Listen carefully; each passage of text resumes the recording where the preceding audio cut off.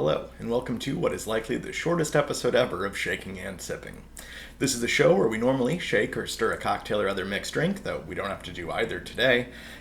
We talk a bit about the cocktail's history and some variants, which there isn't much of to talk about today, take a sip and find out how it is. We will do that. We're continuing our quest to work through the IBA's official list of cocktails to see how those stack up. We're in the second section, the contemporary classics, and this week's classic is the Mimosa. Now, the Mimosa is a drink that's certainly a classic. I think everyone knows of it, nearly everyone's had one, and I think everyone kind of likes it. I don't know that it's anyone's favorite drink, but who doesn't like a mimosa? If you go to someone's house for a late breakfast, a lunch, a brunch, and someone says, "Do you want a mimosa?" you say, yes, because you kind of do. But that's really all there is to it. It's fine. It tastes good, and it's light and fresh, and there's not much more to say than that. The history of the drink, we know who made it, a guy named Frank Meyer.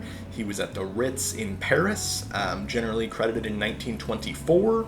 Sometime in that range, give or take a couple of years. He just was a mixologist there, created the drink. Supposedly it's called the Mimosa after a type of shrub called a mimosa. It's in the acacia family, and apparently its leaves moved around like the bubbles in the glass.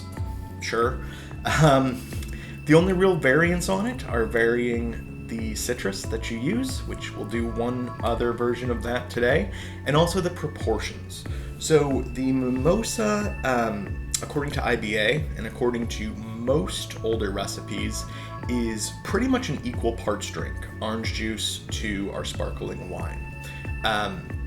Many folks, myself included, think that that is too much orange juice, and so we prefer it at a much lower proportion.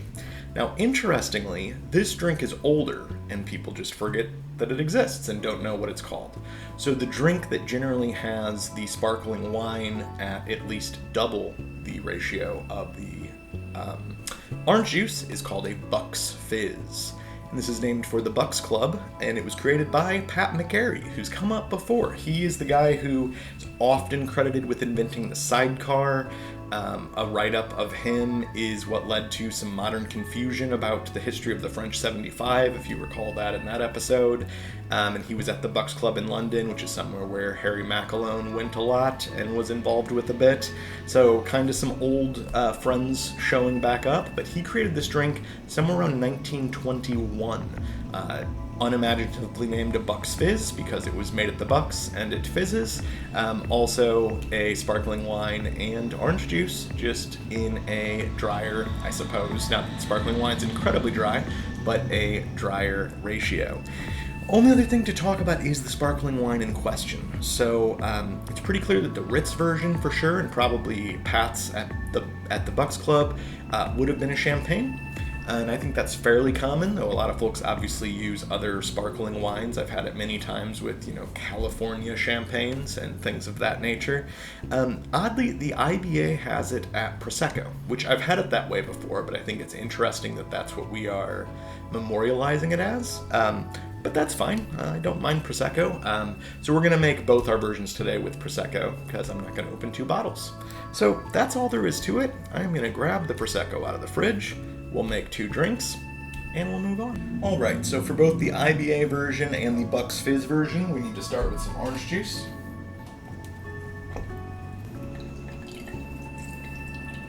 All right, and we want 90 milliliters, or 3 fluid ounces. I'm just gonna go ahead and double strain this right into our ideally chilled flute. Was 60, here's our remaining 30.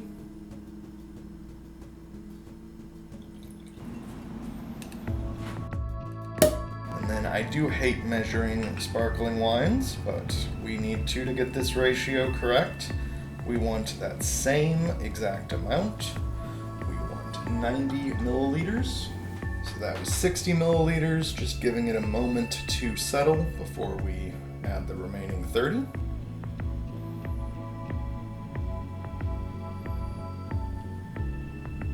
And then most recipes won't even have you stir this at all if you would like to, as I often do in pretty much everything that doesn't say requires stirring. Just give it a gentle stir with the back of my spoon here. and that's our IBA spec Mimosa.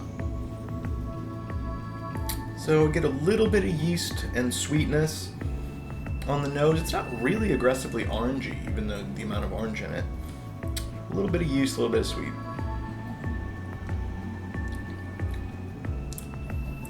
Drink itself, though, a lot of orange, a lot of sweet. Goes into a little bit of a tangy place mid-palate, which I kind of like. It's a mimosa.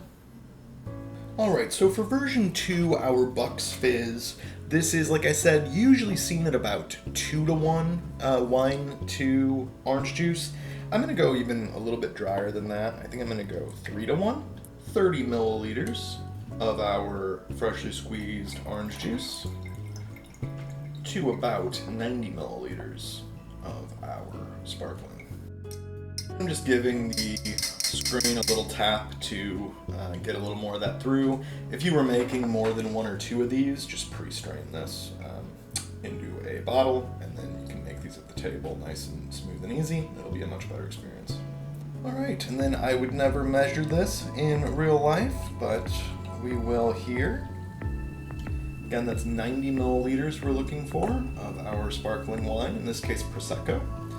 Although again, in real life, I would generally use either a very low-end champagne or a high-end sort of champagne-like product.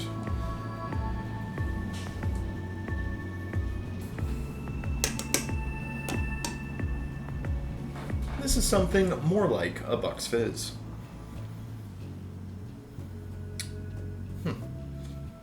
It's weird, having less orange, it actually smells slightly more orangey. I think that what's happening is whatever the brightest notes of the orange are integrated right into the wine. So I'm getting that with the wine sweet, which on there, which on the previous drink I just read as sweet.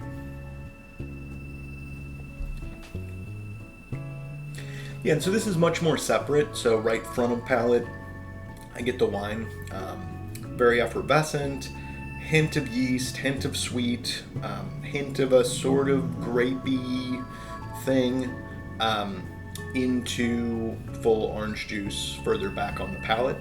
A little more separated, a little bit drier, a little more effervescent. I prefer that, but it's a mimosa or a Bucks Fizz. All right, for our third and final version, let's talk about how I would actually make a mimosa.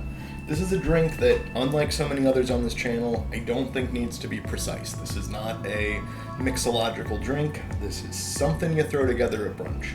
So we're not going to measure anything else going forward. And the one change we are going to make is I love blood oranges. So we are going to use a blood orange. Beautiful color. All right, so the way I would actually make a mimosa in real life is I'd get some blood orange juice, pour it into a flute until it's about there.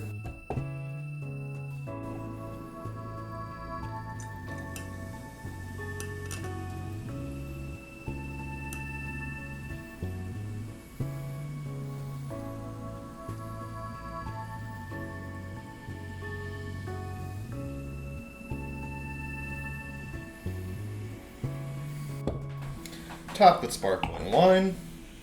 Give it a brief stir.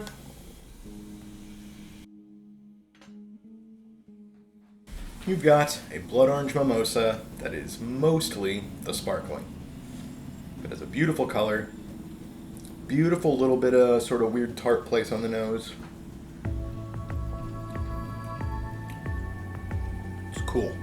So it's again right up front. I've got a little bit of yeast, a lot of effervescence, little bit of a sweet sour thing going on. Further back I get a little bit of that citrus note, which does end in a kind of slightly tangy, grapefruity sort of place. It's delicious, it's refreshing. Again, is it my favorite drink in the world? No. Are there any circumstances where I would say no to one? Not really. Well, that's all I've got for you this week on Shaking and Sipping. Just not that much to say about this one. Try a mimosa this week, you know you want one, but if you don't get around to it, that's probably fine too. It's just fine, but it's good, and enjoy it. Check out the blog, shakingendsipping.com. We'll have a write-up on this and each other drink. I don't know what on earth I'm going to write about this drink, other than about a paragraph, but it'll be on the blog, so check that out. Check the blog most weeks for IBA in real life. We're definitely not going to do one this week, but that's where we go to a local Seattle cocktail bar and find out how they make the drink. You can also follow on Twitter at shaking_sipping. Post very infrequently, mostly just to tell you when I'm doing one of the IBA in real lives.